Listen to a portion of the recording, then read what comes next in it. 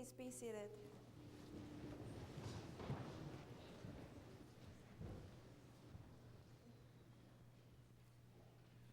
Thank you all for being here. I'm Minju, and I would like to share with you today a personal story about being true to oneself. We all have our heroes. It may be your father, mother, teacher, or anyone who we admire.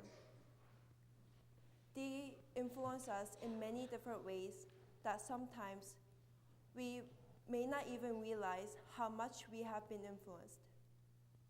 But oftentimes, we face the dilemma where we try so hard to be like our heroes, but then we cease being our own selves.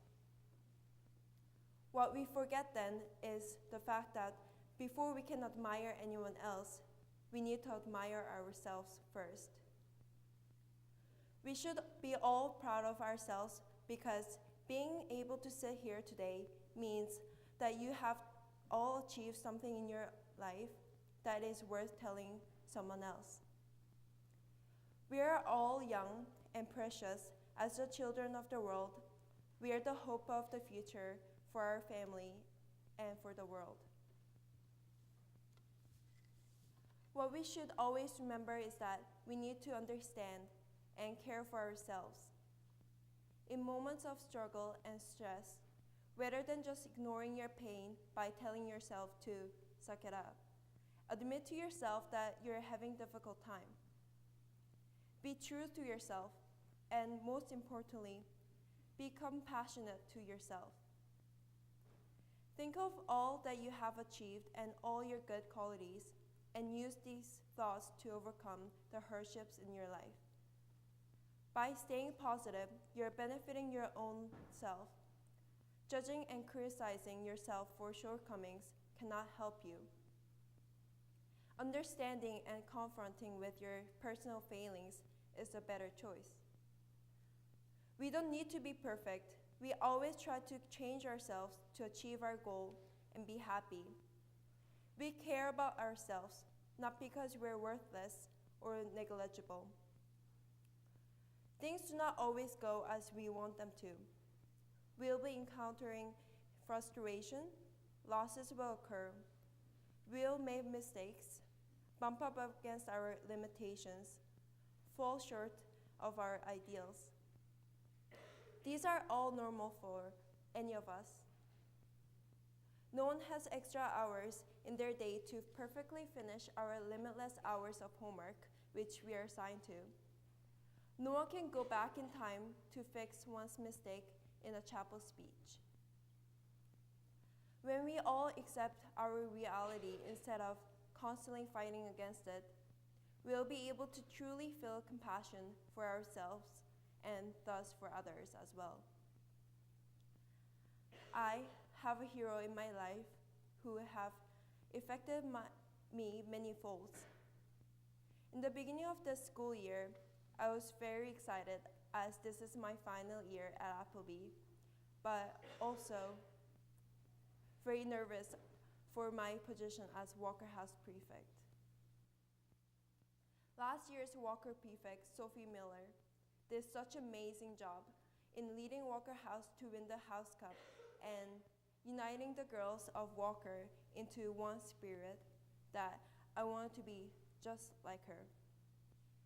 A strong voice, energetic, friendly, brave, spirited, and much more were all her great qualities as a leader. Every day and every moment, I compared myself to Sophie and thought about what Sophie would do in my situation. But because I'm a completely different human being from her, it was quite hard. I was losing my confidence. I was scared to be in front of people who knew that I'm a prefect. All of these led me to learn one of the biggest life lessons which changed me very much. The last Sunday before school began in the fall, all of the boarders were here on campus and we were planning to play Capture the Flag that night. I remember that last year, Sophie covered herself with blue paint for this event. because I want to be just like her. I skipped dinner and jumped into a cab to go buy some blue paint. Since I was in a rush and didn't know the area very well, finding a few bottles of blue paint was very difficult. I went through the mall several times and finally found it after what seemed like a decade. With excitement, I got on the cab with the paint and asked the driver to hurry back. Then I suddenly noticed that I had some missed calls for a few of the Walker girls. I called back and they asked me where I was. I told them that I was on the way back from the mall. And they told me that we were having our first house dinner that night, where all the boarders sat with their own house during the dinner and did house cheers. All the other houses were led by their house prefects to do their cheer, except for Walker House. Walker House Council led the house cheer amazingly, but I hated myself at that moment for what I have done. When I got back, I went to my room, locked my door, and cried for a long time. I was so unconfident with myself that I was just copying Sophie and missed an event where I was needed and where I really want to be. I tried to be Sophie because I wanted to be successful, but acting like someone who I am not did exactly the opposite. Although I was disappointed and angry with myself, I had to forgive myself and move on.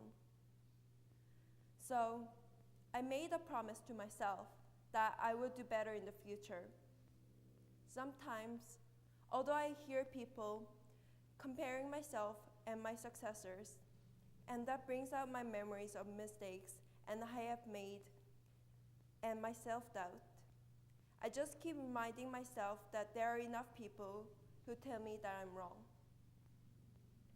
What I really need is not wasting my time in self-hate and regret, but rather self-affirmation and compassion for myself. I'm sure there is something about me that is incredibly great. I believe it because I love myself.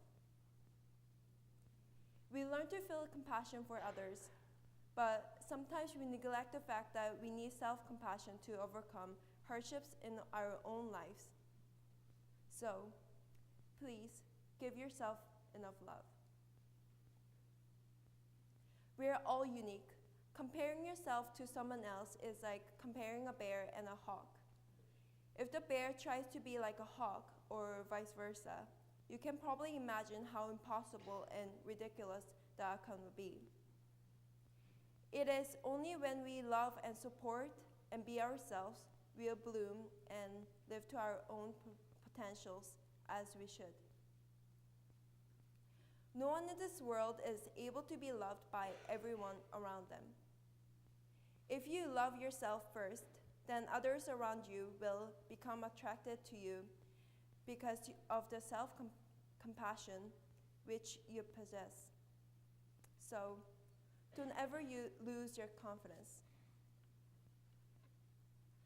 Through the example I have provided about me, you probably can see that although my hero has influenced me in my leadership style and even personality, I'm not her, and I should not try to become the replica of someone who I am not. I was selected to be in my shoes today because who I am as a person. And maybe one day one of you will be chosen to be in a position where not everyone around you believes that you have the full potential to be in those shoes. But remember, there is a reason why you're there. And in order to prove to people that you are in every way capable of being there, what you need the most is believe in yourself and be true to who you are. That is what matters the most. Please stand up to sing hymn number 352.